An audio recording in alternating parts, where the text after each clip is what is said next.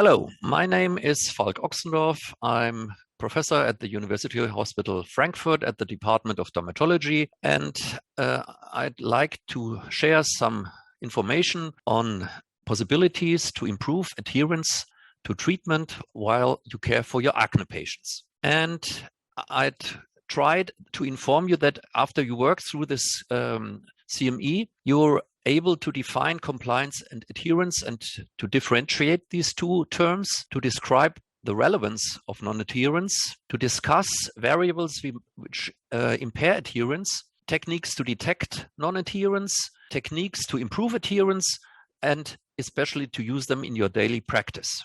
Well, why do we care about this topic? It's easy. You have a good medication which you can prescribe, patient uses it, and you have a therapeutic success. And to choose, you have guidelines, and then you can look which kind of acne you have and how is the evidence, and then you can choose the right therapy. However, in daily practice, it's sometimes different. You have here a 19-year-old young woman, and you prescribe Wobac. You know what Wobac is? Wobac is the world's best acne cream. And after 3 months, she returns and looks like this, no change. And then the question comes up, what could have happened? And I'd like you that you think of which are possible causes that the therapy did not work. Perhaps you write them down.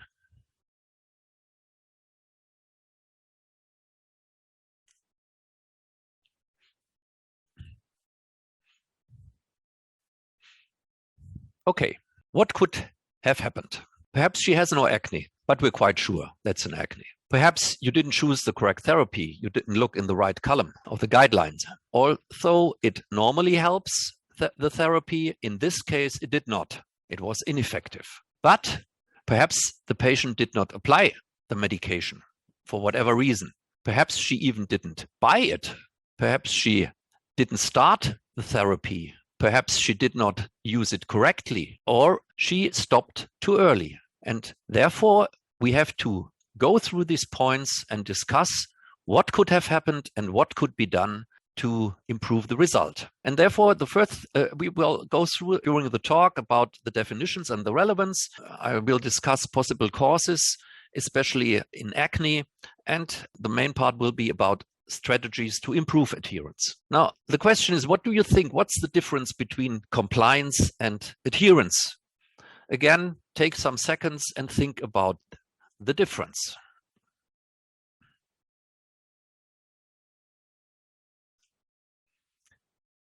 Well, compliance is defined as the process by which patients take their medications as prescribed. And that means initiation, implementation, and persistence.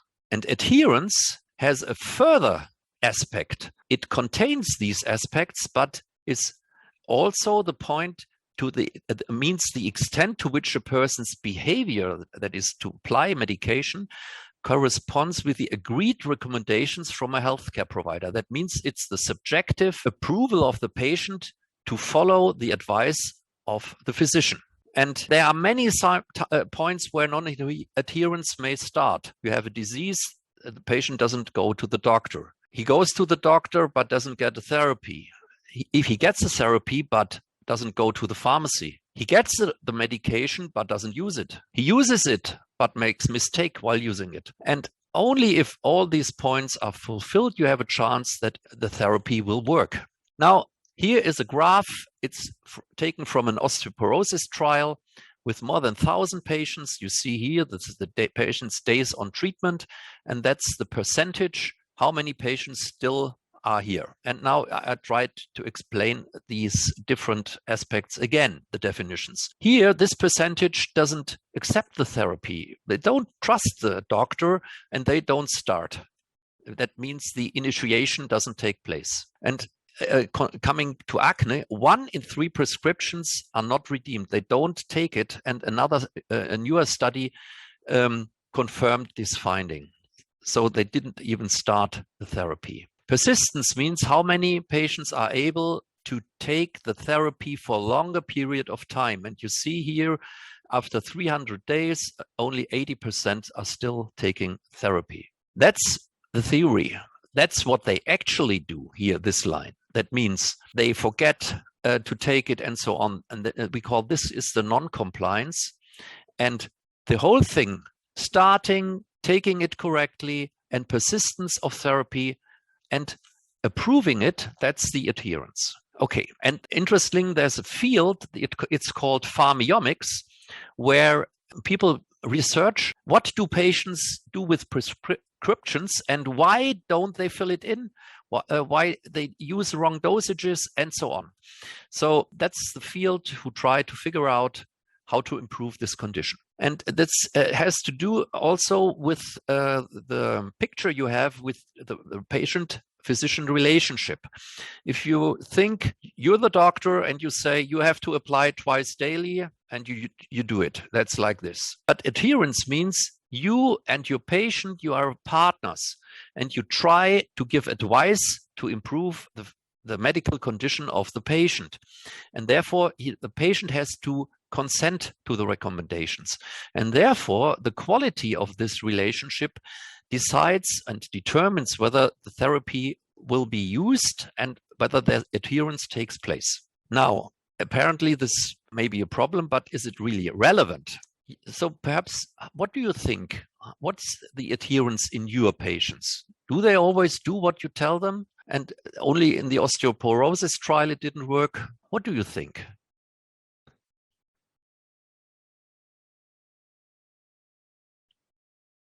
Well, I think my patients do everything I do, but if you ask them, as I tell you later in the talk, you'll find out it's very difficult to adhere correctly. And that's what the WHO wrote in their report in 2003, that in developed countries, you have about a non-adherence rate of 50%, and it's a worldwide problem with chronic diseases. And here are the examples. And the number of chronic diseases increase, they get more. It was an older report, they estimated about 2/3 of diseases will be chronic diseases. Therefore, that's a worldwide relevant problem, because they wrote in this report, and others also, to increase the effectiveness of adherence may have far greater impact on the health of the population than any improvement in specific medical treatment. So we don't need better drugs, we need that the drugs are more effectively used. Therefore, it's really relevant to think about this problem, especially also in acne. And the WHO's found out or said there are different fields which affect adherence. And I will go through them. Here we have the socioeconomic factors. If you have no money, you're unemployed, you have a low education, or you can't read, or you have high costs to reach treatments, you have no networks, or you have a culture which prevents you from believing your physician, that's a big problem. And then the health system may have problems if there's no reimbursement, you have no education, you have no time, no incentives to use therapy, you have a lack of knowledge of everybody in the field about effective interventions, or you don't have adequate patient information, then it's hard. Then the disease itself may affect non-adherence. So if you're really ill, I'll show you in a minute. If you're impaired, you cannot care for yourself. The disease progresses, and then you don't trust in the therapy. If there is no effective treatment, you don't believe that to use anything or what the doctor prescribed, you won't use it.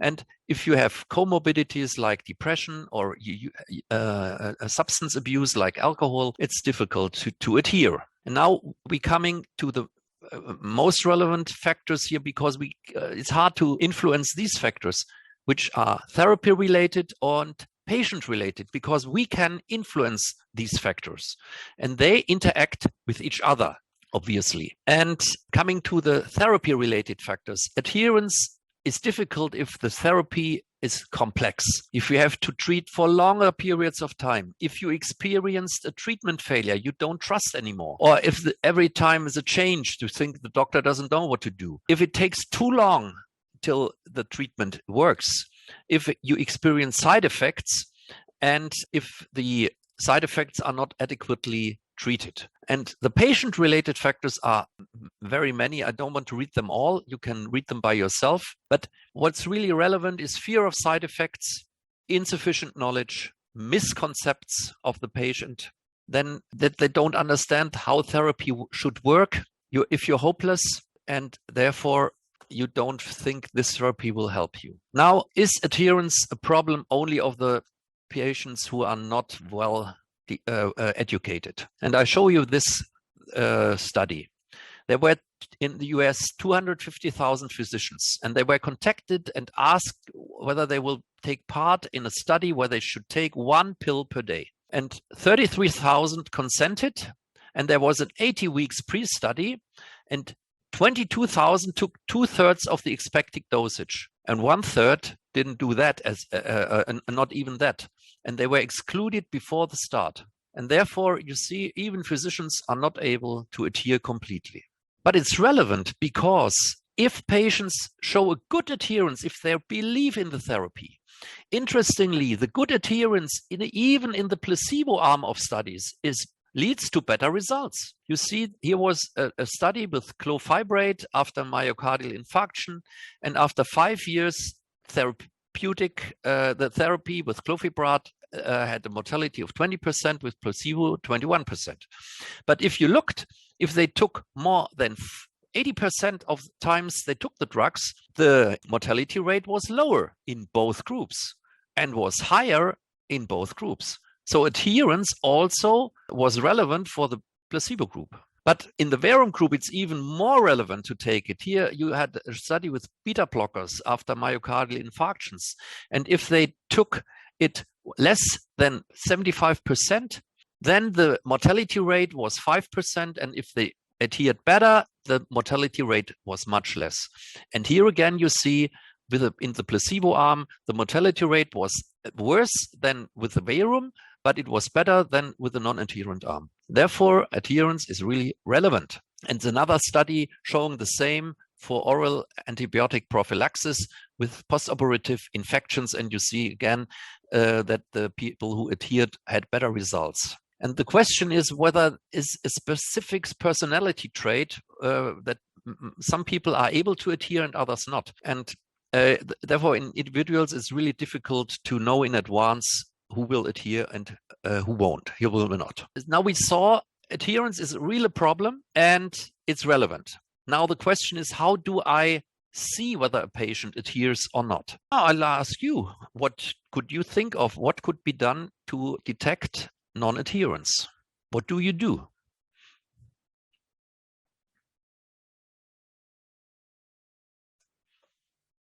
Well, there are many different ways. You can do a biomonitoring. That means you can, for example, put something in the cream, which you can detect by fluorescence. You can count pills. You can weigh tubes. You can do interviews or look at diaries. For clinical studies, sometimes they use sophisticated techniques like electronic monitoring, but you have to know that anything you do influences adherence. That it means if the patient knows you count the pills, he will throw away the pills which he should have taken. So be aware that's difficult. And here's this electronic monitoring. There are in the tube, there are devices which note that someone opened it, and then you can read it out and you can objectively measure whether it was taken or not. And in Acne, they tried something else, a mini questionnaire. It was evaluated in more than 200 patients. Sometimes the female part was higher. Only in the isotretinoin it was about male to female ratio, which may affect the result. And then they've looked all this, what was answered, and then they made statistical tests and came to the conclusion that if you have 4 questions for a systemic therapy and 1 question is answered incorrectly, then you have a sensitivity of about 50%, but a specificity of 0.9 to detect non-adherence. And one thing is easy. Do you remember the name of the medication? Then have you used it? Have you forgotten it? and have they improved your acne? That's for systemic. And for topical therapy, it's the same. Do you remember the name of the medicine? Here's something else, the tolerability. Did you tolerate these medicines? Did they help? And did you stop them at any time because you thought they do more harm? And if you have one wrong answer, that should be the right answer, should be yes, yes, yes, and no, then you can detect non-adherence with this percentage. So something which can be recommended in daily practice. Now, coming specifically to dermatology, is perhaps the dermatological patients are much better than the osteoporosis and whatever patients I showed you. And therefore, within dermatology, but what do you think, which factors you might use to increase adherence in your patients? Which factors might be relevant? Where can you try to improve the adherence of your patients? Perhaps you can name 3. Okay. Now the question is that relevant at all? And now we look, if you have an adherence, the rate in general about 55 to 66%. Though it's the same as in other chronic diseases. And if you have any therapy which the patient has to use once a day, you have an adherence rate of 84%, and it goes down with the complexity. So be aware, if you use complex regimens with application of pills or creams more than once a day, the chances are very high that it won't work due to non-adherence. And this held true the same for any inflammatory disease. For acne, 44% were non-adherent here. And it was if you had the patient who had depressed or anxious, percentage was higher. And if they had poor quality of life, the non-adherence was also positively correlated. If the patient had a close contact with the doctor and the good communication, the adherence was much better. And you see it here. If someone was in the hospital and he left, he's adhering good, but in the follow-up it goes down. And that's also true. Females adhere better than males. That's also in the literature. That's no question. And interestingly, if you compare the patient logbooks, they write down how many times they took a cream or a pill. And here's the logbook for prednisone orally and the logbook for topicals, and it looks quite good, 100%. But if you really investigate, like with these electronic devices, the correct number of doses taken, it's much worse. And if you look here, the number of days taken prednisone correctly, you're about by 80%. And if you look at the topicals, it's even worse. And you see 20% of days after 3 weeks, the topical doses were taken correctly. So if a therapy don't work, don't think the cream was not correct. Think perhaps about the cream was not applied correctly. And this is another study showing about the same patient logbook. Patients say, well, I adhere very good. And here it's the vehicle, tacrolimus. And again, you see there's a big discrepancy, and the median adherence rate is about 50%. Now coming to adherence in acne. This is an old study, but I like it because it really shows the problem. They had 72 patients, all with treatment failure. And now they looked what happened. And 60% applied BPO only on the affected areas, not on the whole area, on the whole face. 80% took tetracyclines at the wrong time and not the right dosage. And almost everybody terminated therapy too early. And after they were again counseled and everything was explained, you see that's the decrease of lesions. And then only with BPO, you have, after another 3 months, you have the normal result, 50% reduction, and even better results with the tetracyclines. So again, you see adherence improving adherence leads to better results. And this was also a measurement of BPO 5% over 43 days. And what you can see, it goes down. And you, after this percent of adherent subjects, and you see after some weeks, you have only 1 in 3 adheres. And other studies showing the same, only 50% use BPO correctly over 10 weeks, over 3 months. 44% did not follow the instructions. And therefore, you have to be aware it's natural, it's normal that patients don't adhere. And here again, even also in acne, you see if they ask them about 100% say, yes, I did everything as you said. And when you weigh the tubes of women, they better adhere than men. Again, it's much less adherence than the subjective thing. And one thing which is influencing is the return visit. You see here mean application per day, and you see this is once daily, and they should perhaps do it twice daily. Then 2 days before and 2 days after the visit, the adherence goes up, and then it goes down again. So a return visit is a good way to improve adherence. So if you have a patient who is really sick and you want that he gets better, perhaps schedule a shorter return visit. And this was also shown for atopic dermatitis, psoriasis, and hand dermatitis. But here's that using no medication is here on this scale. And you see before and after the visit, no medication. Almost everybody used the medication on the day of the visit and 1 and 2 days before and after the visit. And then this is something I also find very interesting. If you have you all know the DLQI, that means low number, good quality of life, high number, bad quality of life. And here's in acne and the objective medication adherence. And you see people who have a good quality of life, they use it. And people who have a bad quality of life, they don't use it. And you may think, well, if they have a bad acne and I want to help him or her, why don't they use it? Why don't they use the medication? And you look, when you're in a bad shape, when a bad way, if you're not feeling good, you can't help yourself, like the man in the intensive care unit. So if you have a bad quality of life, you're not able to help yourself. You need your help. And therefore, it's a new association. That means if the quality of life is bad and your skin is bad, your quality of life is bad. If you improve your skin and your quality of life increases, the adherence increases. And therefore, you have to start to improve the skin by improving the adherence, that the patient can then, if he is over a certain point, adhere by himself and help himself. And the adherence in the beginning, because the acne is bad, that they follow it later, they may forget it. So be aware, even if with isotretinoin, the percentages go down. And there was a big study worldwide where they investigated the adherence. And it was performed in many parts of this world.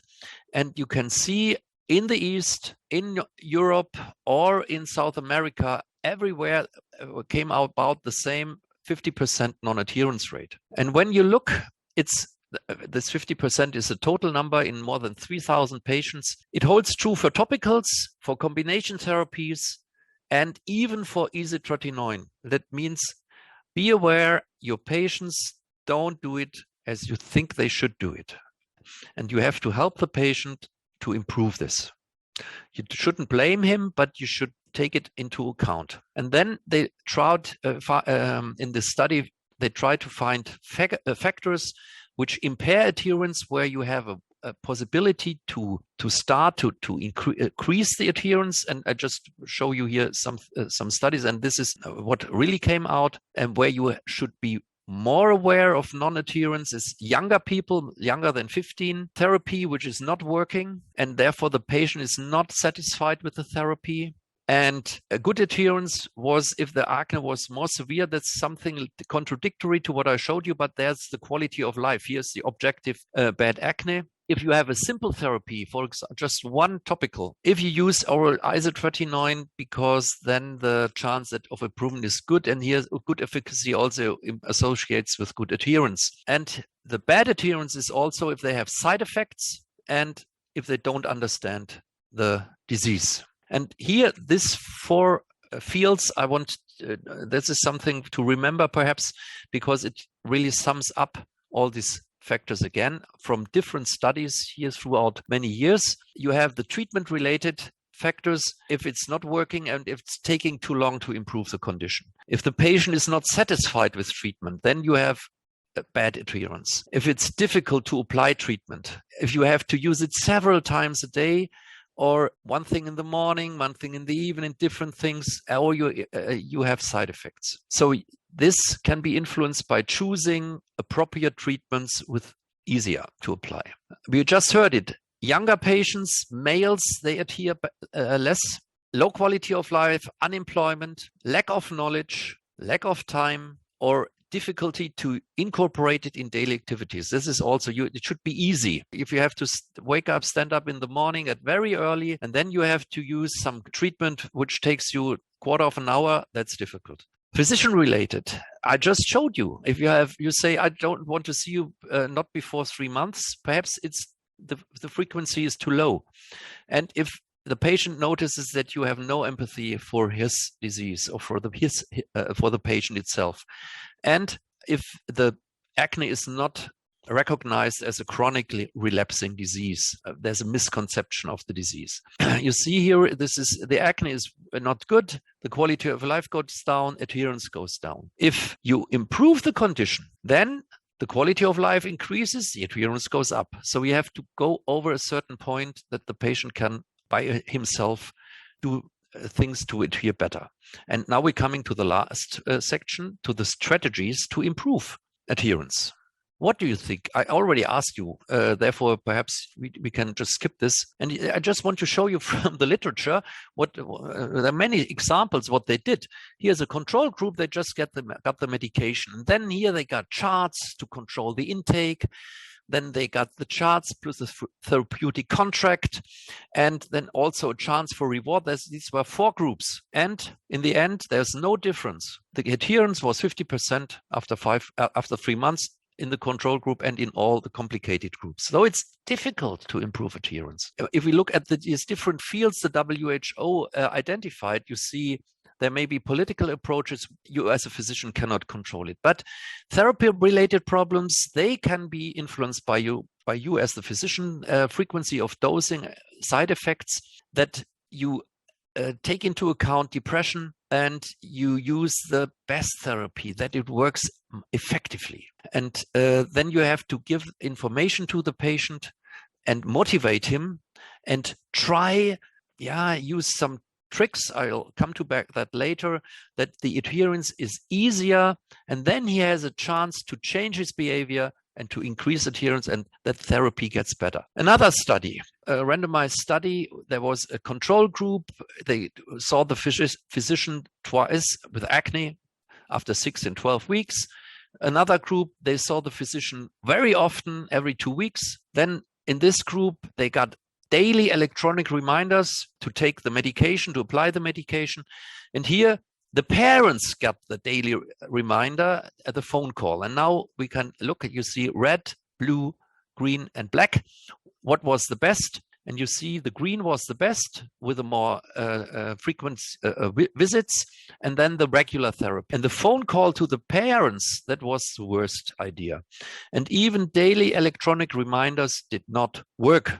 And here, in this study, they even got twice a day SMS to apply the medication. And you can see adherence went down in both groups in the same percentage. This is where are the interventions in a table which were tried in many, many studies, not only in acne or in dermatology: oral instructions, audiovisuals, home visits, group instructions, contracts, feedbacks, rewards, diaries, group counseling, etc. And in a Cochrane review, even the most effective interventions led only to a small improvement of adherence and therapeutic success.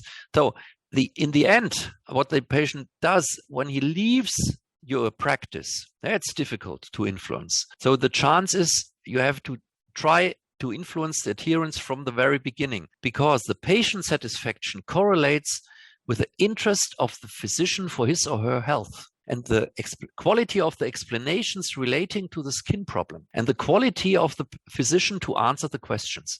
So for me, that's the most important thing. And therefore, I show you here a spectacular, easy adherence formula. And I'll explain it to you in a minute. And if it's in this formula, one factor is 0, the adherence will go down or is 0. So you have to take into account all these factors. And now I show you what it is. It's the physician-patient relationship times understanding the concept of the disease And there you need the active participation of the patient. I'll come to that in a minute. The ease of therapy, the effectivity of therapy, the speed of improvement, and the tolerance of treatment. So if you take all these factors into account, you have a good chance to increase adherence. And these are the patient-related factors and the therapy-related factors.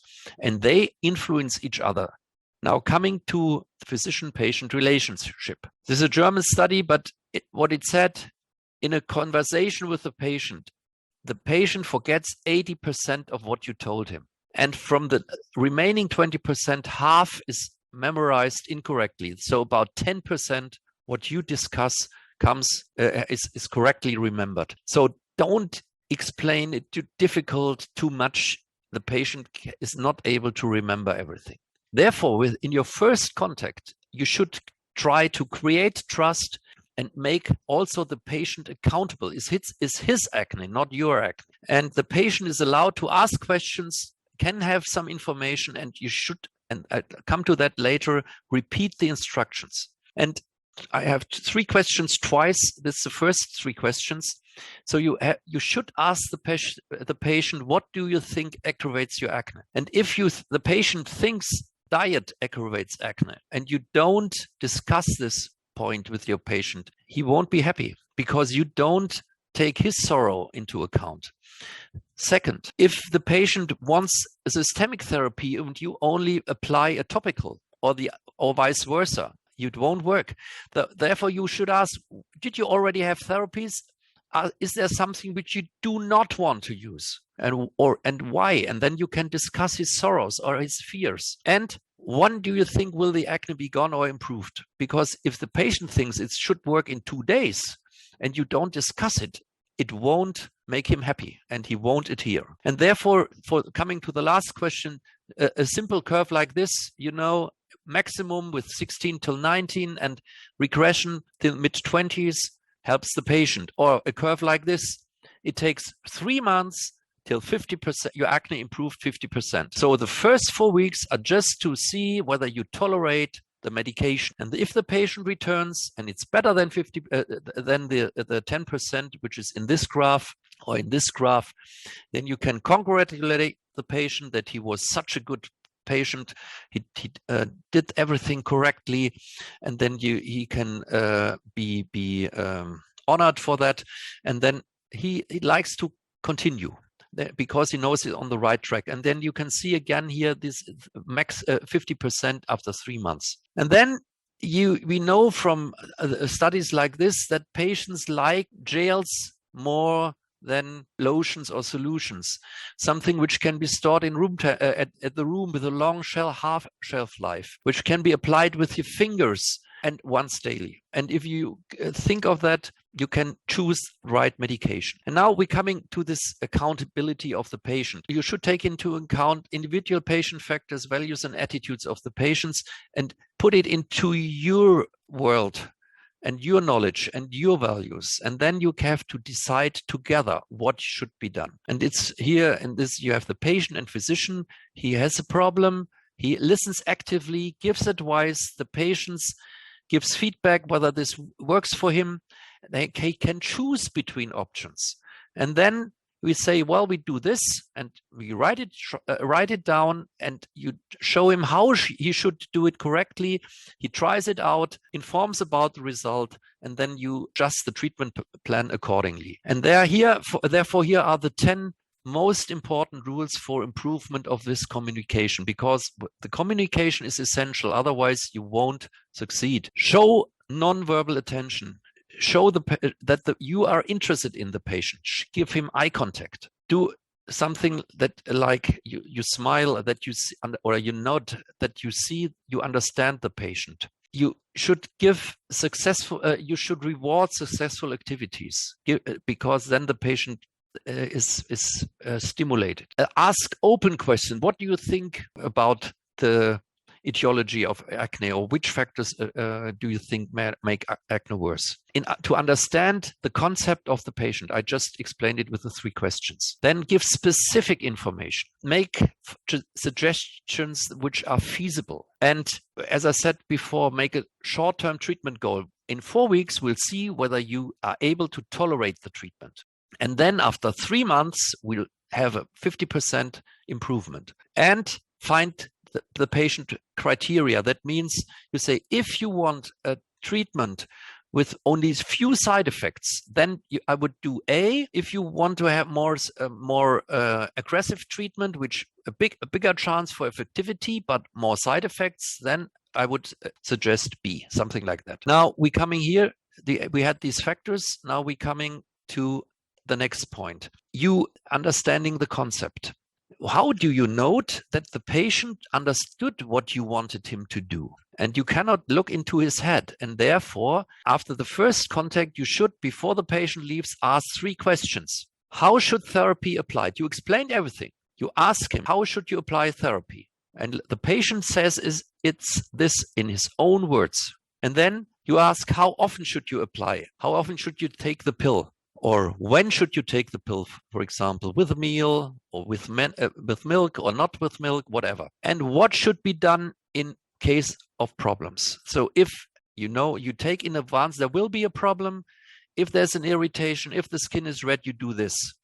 And you explain it to the patient and he repeats it, these 3 points. The patient is not able to do then more than 3 points. And they should repeat the instructions by themselves. And if you have written instructions, you can give it to him. But these 3 things should be done orally in the office during or just before the end of the visit. And then if you do this, like we just discussed, then you hand over responsibility because you agreed on the treatment. And then the patient, if he has problems, he can ask questions and you can ask about his problems. And then after you started, you hand over the responsibility to the patient. And then if the contract works, you will see, well, the therapy is effective. It helps me. And for example, if you have a simple regimen, I just show it here. Here was a study. They used clindamycin phosphate gel once in the morning and the tretinoin gel once in the evening. Or they used a fixed combination where these 2 compounds were in 1 cream. And you can see the adherence rate was much better than if they had to use it several times a day. Here are the numbers, but it's just for illustration. Or here, you have a patient after 3 weeks, the inflammatory lesions are almost disappeared, though he's happy. And then you should use a therapy which shows a good tolerance. Because if the patient has no side effects, he will use it. And I recommend, I will have another talk on topical tolerance. You will hear much more about this, but just here one example. If you combine benzoyl peroxide 5% gel with a liquid cleanser and a moisturizer with a sunscreen factor, there was the satisfaction of the patient was higher. You had a good adherence and a better tolerability than just with the benzoyl peroxide. So little measures may be helpful to improve adherence. Or you schedule a return visit. If you think, well, this patient will not adhere good, you may schedule a return visit. We had this before. And when the patient returns for his return visit, you should not ask, were there any problems? This is a yes or no question, but you should ask open questions such as, which problems occurred with therapy? Then the patient, you tell the patient, I know you had problems. You can tell me, we are partners. And they can tell, well, I forgot to apply it. I was a week in holiday. I forgot the cream at home. It didn't work. And then you say, oh, that's good. I know. Then I can understand better the condition of your skin. And I can understand why therapy might not have been as effective as normally, but that's no problem. It's much better than last time. And what can be done? Perhaps you need a second tube if you go on trips. Then you can leave one at home and you can take one with you, something like that. Then if the patient says, yeah, I forgot. I was in the bus in the morning and I said, oh, I forgot to apply the cream. You should Identify stable daily habits, something which the patient does every day, like eating, having breakfast, or teeth brushing, or going to a sports event, or whatever. And then you should link the therapy to this stable habit. And then the patient knows every time I brush my teeth, I have to apply this cream. Every time I have breakfast, I have to swallow this pill. But if you say, take this pill to breakfast and the patient doesn't have breakfast, but leaves the home without breakfast, this won't work. But this is very effective. Link a therapy to daily habits. If the therapy is too complicated, he says, oh, I've always got mixed up. Should I take this pill in the morning, in the evening, this cream in the morning, in the evening? Simplify the scheme. Even if the therapy might be more effective if you combine several things, make it simple. It's better if the simple treatment is used than a complex treatment is not used at all. It won't work. Even if it's better from the theory. Simplify the scheme. If the patient says therapy does not help, I have no improvement, then perhaps in the BPO tetracycline trial, perhaps one has to discuss from the beginning, what is acne, how fast can it improve, and how did you use your therapy? And then you can identify application errors. And perhaps everything was done perfectly, and you really have a therapeutic failure, but then you can change therapy. And you know it's not the wrong application. And if the patient did not adhere, you could ask, I would like to understand what I did wrong, not what you did wrong, what I did wrong as a physician. Why didn't you use the therapy as we discussed? And then you can find out the reason behind it. Perhaps he has a fear of side effects or whatever. And then you can discuss it, make a new contract with the patient, and then you have a better chance that treatment will lead to the desired results. Now, what's the summary of what I tried to tell you? Be aware of not adherence. Your patients, about every second patient, will not adhere as you think. You may detect it by questionnaires, but it's difficult. The best way to prevent it is a good physician-patient relationship. And you should ask your patient 3 questions in the beginning. Do you think makes your acne worse? Which kind of therapy you don't want, or which therapy you had already, and how do you think, how fast should acne improve? That's the beginning. And in the end, how often should you take your medication? How should you take it? How should you apply it? And what should you do in case of problems? You should be aware of the power of return visits to improve adherence. And when you select your medication, you should take tolerable compounds or take measures that the therapy you use is better tolerated, that you choose effective therapies which have a fast effect, and you should use the vehicle the patient prefers, because as I said, the patient like gel, but perhaps some people like creams. Then you can also take creams in this special instance. That's what I try to tell you, and I hope you can use one or the other tip in your daily practice, and your patients adhere better, and you're more satisfied with your therapeutic success. And thank you for your time and your attention.